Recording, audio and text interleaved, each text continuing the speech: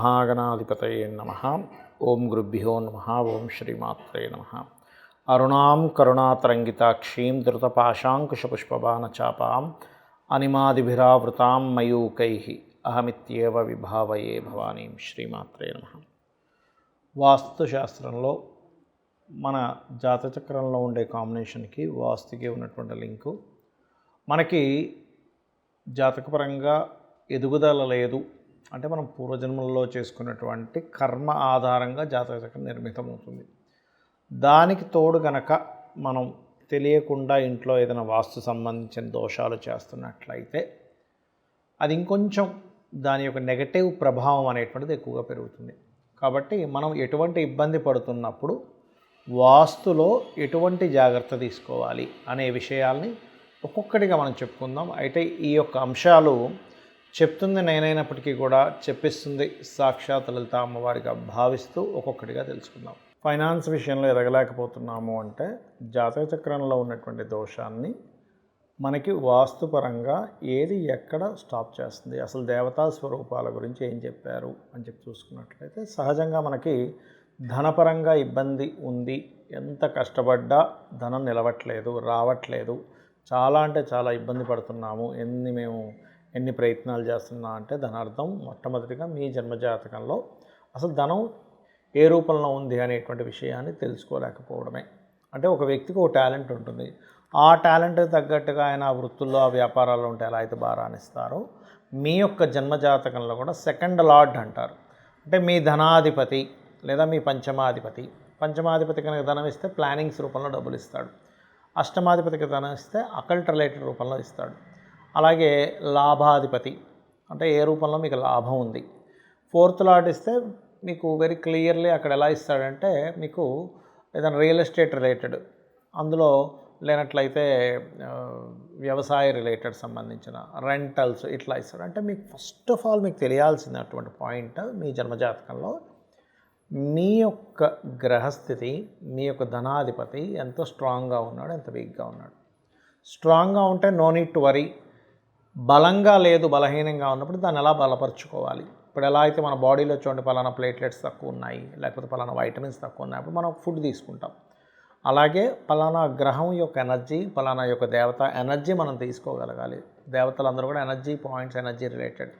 అది మనకి ఇంట్లో కూడా దేవతలు ఉంటారు. కేవలం ఏదో గాలి వెళ్తున్నారు, 4 గోడలు కట్టేసుకున్నాం, పలానా బాత్రూమ్ పెట్టేసుకున్నాం అన్నట్టు కాబట్టి ఇంట్లో కూడా గృహంలో కూడా దాని యొక్క ఎనర్జీ అనేటువంటిది బలంగా ఉంటుంది, అందులో ఎటువంటి సందేహం లేదు.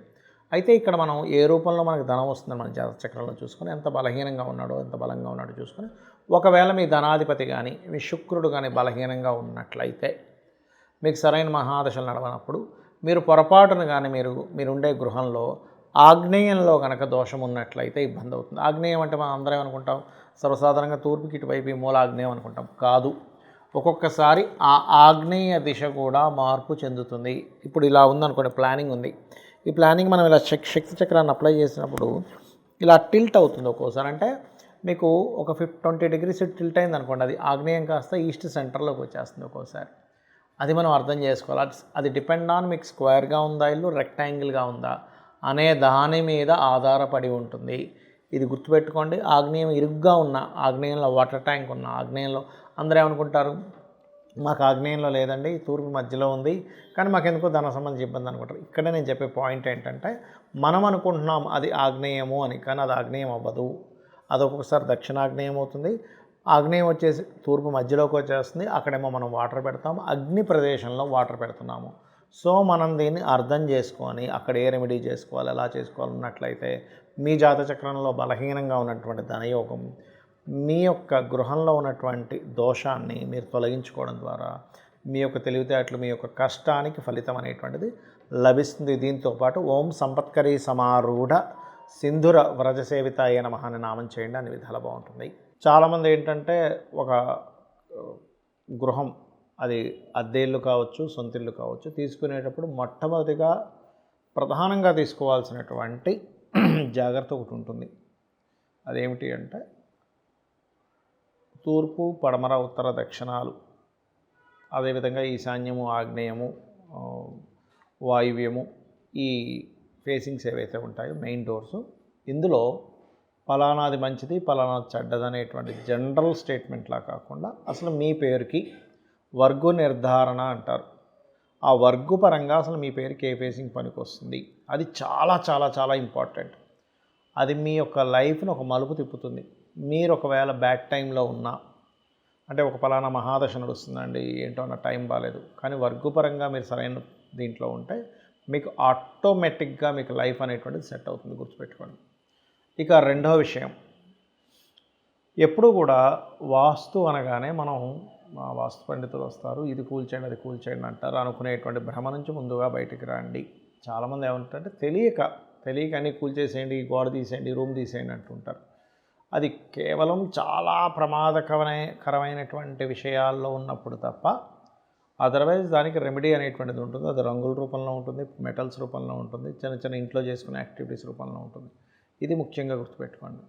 ఇంకొక విషయం ఏంటంటే, కొద్దిగా పాటిస్తానండి మరి ఎక్కువగా పాటించడం అంటూ ఉంటారు. అది చాలా ప్రమాదకరం. ఎందుకంటే మీరు మీ పిల్లల్ని కొద్దిగా చదువుకోనన్నా ఎక్కువేం చదవద్దని అంటారా, కొద్దిగా ప్రిపేర్ అవ్వచాలు ఎక్కువేం ప్రిపేర్ అవ్వద్దంటారా? అనం కదా. ఎగ్జామ్స్ విషయంలో మంచి మార్క్స్ రావాలంటున్నాం, పరిపూర్ణమైనటువంటి జ్ఞానం పొందాలనుకుంటున్నాం. ఇప్పుడు మనం ఒక డాక్టర్ గారి దగ్గరికి వెళ్తాం, వెళ్ళినప్పుడు కొంచెం చదువుకున్నారండి, ఏదో ఎంబీబీఎస్లో ఒక 10 పేపర్లు చదివారు, అయినా పర్లేదు మనం వెళ్ళిపోతాం. మనం ఎందుకు పూర్తిగా తెలిసిన డాక్టర్ దగ్గరికి ఎలా వెళ్తాం అనుకుంటామో, మనం కూడా వాస్తు గురించి పరిపూర్ణమైనటువంటి జ్ఞానాన్ని తెలుసుకోవాలి, గుర్తుపెట్టుకోండి. అలాగే ఇక్కడ మరొక విషయం ఏంటంటే, ఇంట్లో ఎప్పుడూ కూడా నెగటివ్ ఎనర్జీ ఎక్కువగా ఉంటుంది. మీరున్న ఇంట్లో అనుకోండి, తెలిసిపోతుంది నెగటివ్ ఎనర్జీ ఉంది ఇంట్లో, పాజిటివ్ ఎనర్జీ ఉందనే విషయం ఎలా తెలుస్తుంది అంటే, ఇంట్లోకి వెళ్ళగానే ప్రశాంతంగా అనిపిస్తుంది. అమ్మయ్య, నేను ఒక సేఫెస్ట్ జోన్లోకి వచ్చాననే ఫీలింగ్ వచ్చింది మీకు, నేను చాలా సురక్షితంగా ఉన్నాననేటువంటి ఫీలింగ్ ఉంది, నేను చాలా ప్రశాంతంగా ఉన్నానని ఫీలింగ్ ఉంది మీ ఇంట్లోకి మీరు వెళ్ళగానే అనగానే, దట్ ఈజ్ పాజిటివ్ వైబ్రేషన్స్ మీ ఇంట్లో ఉన్నాయని అర్థం. అలా కాకుండా ఇంటికి వెళ్ళాలంటేనే మనసు అంగీకరించక, వెళ్ళిన తర్వాత సరిగా మీకు ఏదో తెలియని ఒక నెగిటివ్ థాట్స్ ఎక్కువగా ఉంటున్నాయి, ఇంటి నుంచి ఎప్పుడు బయటికి వెళ్ళిపోదామా అనిపిస్తుంది అంటే, ఆ యొక్క గృహంలో ఖచ్చితంగా మీకు అది సపోర్ట్ చేయట్లేదు. ఏదో తెలియని ఒక బాధ, ఏదో తెలియని ఇబ్బందిగా ఉంది. అందుకే చూడండి, మనం కొన్ని ఇళ్లలో ఉన్నప్పుడు అస్సలు బాగాలేనండి, ఆ ఇంట్లో ఉన్నప్పుడు మారాక చాలా బాగుందంటారు. ఇంకొంతమంది ఆ ఇంట్లోకి వెళ్ళినప్పుడు చాలా బాగుందండి, అనవసరంగా నేను ఖాళీ చేసి బయటకు వచ్చానంటారు. అంటే దీని అర్థం ఏమిటంటే, ఆ ఇల్లు మీకు సపోర్ట్ చేయట్లే. ఆ ఇల్లు దోషం ఉందని రూల్ ఏం కాదు. అక్కడ మీకు వర్గు సరిగ్గా లేదనుకోండి, అటువంటి ఇంటిలోకి వెళ్ళడం వల్ల మీరు ఇబ్బంది పడుతున్నారని మీరు అర్థం చేసుకోండి.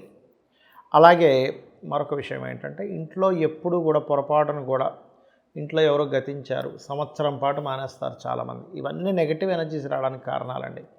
సంవత్సరం పాటు దీపారాధన చేయడమే మానేస్తారు, అది తప్పు. 11వ రోజు తర్వాత నుంచి ఖచ్చితంగా ఇంట్లో నిత్య దేవత ఆరాధన, నిత్య నైవేద్యము, ధూపదీపాది పంచోపచార పూజ, షోడశోపచార పూజ మీ ఇష్టం ఎలా అయితే అలా చేసుకోవాలి. అలా కాదండి ఎవరో చెప్పారు గుడికి వెళ్ళకూడదు, అలా లేదు. ఎందుకంటే గుడికి ఖచ్చితంగా వెళ్ళాలి. 11వ రోజు తర్వాత మనం గుడిలో నిద్రపోతాంగా, ఆలయంలో అంటే దాని అర్థం ఏమిటి, వెళ్ళాలని అర్థం. ఆలయానికి వెళ్ళొచ్చు, ఇంట్లో నిత్య దేవతారాధన పూజ చేసుకోవచ్చు, పితృదేవత ఆరాధనలు చేసుకోవచ్చు, అందులో ఎటువంటి డౌట్ లేదు.